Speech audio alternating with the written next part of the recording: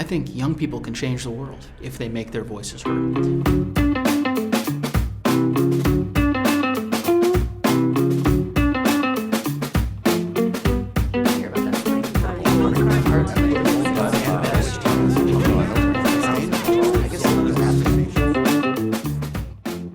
I've always been an observer of the political process and have always been particularly interested in politics and in public service. My parents, as you know, were immigrants to this country, came here as refugees, and at a very early age they taught us to give back to the community and to the country that had given us so much, and one of the ways that you could do that was through public service.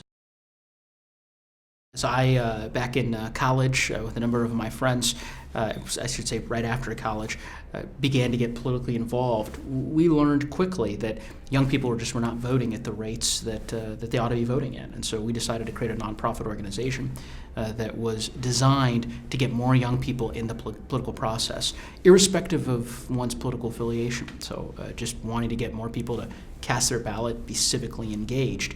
That organization helped enact a law at the state level in Colorado to push for pre-registration of 16 and 17-year-olds.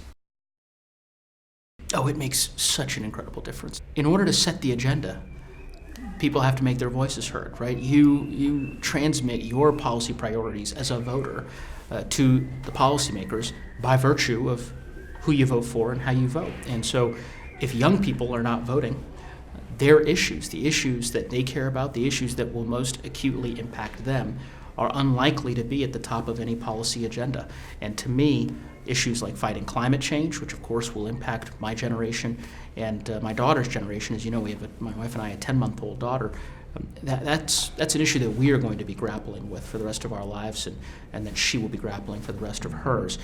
Student debt, right, is another issue where we have over $1 trillion worth of student debt outstanding in the economy. A lot of young people who are carrying around an anchor as they try to participate in our economy, buy their first home, and so forth.